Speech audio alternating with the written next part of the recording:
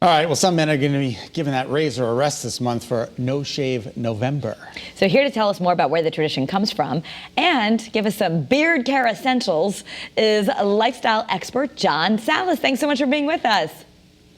Hello. Happy Monday. I hear some guys in the studio are doing what I'm doing and letting it grow this November. Well, I try to let it grow every morning, but Kara doesn't let me. The first thing she does when I come in is she says, "You didn't shave today." I hear you. I'm the same guy, especially for me. It takes me like 6 weeks to grow mine, but I'm growing it out just for you and for all our guys out there today. So where did it start? How did it start, this No Shave November? So No Shave November has its origins, or commonly known as Movember, in creating, awareness for men's health, from testicular cancer and just all the things that, are associated with men's health. So, growing out your beard, growing out your mustache was kind of like a sign of solidarity. And, this has been going strong for over a decade now. And now it's just kind of that unofficial start to beard growing season every year. So, every November you can kind of expect us to let it grow a little bit. So when you're going to do that, here's my question. My husband did this once before, and then it was kind of growing everywhere. And is it okay to groom? And what do you suggest people do to take care of themselves during the No Shave November month? Yeah, so I have a few tips and a few recommendations for you guys at home that are, doing the same thing. And I always say, because we're going to grow in different speeds, some of us are a little patchier, some of us are a little different. I always say start with the skin, because that's always overlooked, because it's going to look awkward for the first few weeks. You don't need to look like you just completely let go. So I always go to a good moisturizer. And, you want to make sure you're looking refreshed and hydrated. That way you don't look over scruffy. My go-to there is Olay's Regenerist New Ultra Rich Moisturizer, because it has the shea butter blend, amino peptides, and those vitamin B3s that keep your skin looking and glowing. That way you're not looking like you just let go, right?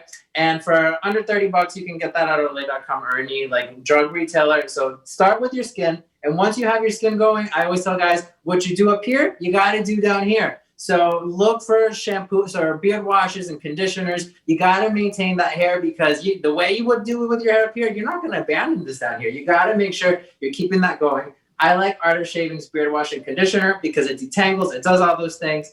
But as we're also growing, it's so easy. Again, we're going through those awkward phases. And the first one is stubble, as you can kind of see on me here. So I like a good stubble balm, because what this does, it gives you a nice little glow. It keeps you kind of looking a little hydrated and healthy down here. But at the same time, it kind of navigates that awkwardness stage. So first one is navigating stubble. And once you're able to do that, then you're able to go into the actual hair stuff. And so some tools that I always tell guys, you got to get the beard brushes. I like the Bulldog ones.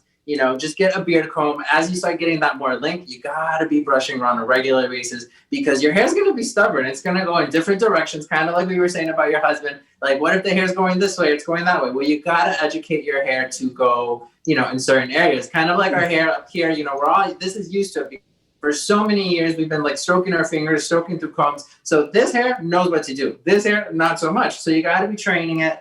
And then once it's starting to do its own thing, you can't, use a regular razor or a trimmer. So what you need to do are special shears. And that's where you start clipping the little hairs that start straining, going in the other direction. So it's a bit of an education process, but every guy has the potential to grow out their own beard.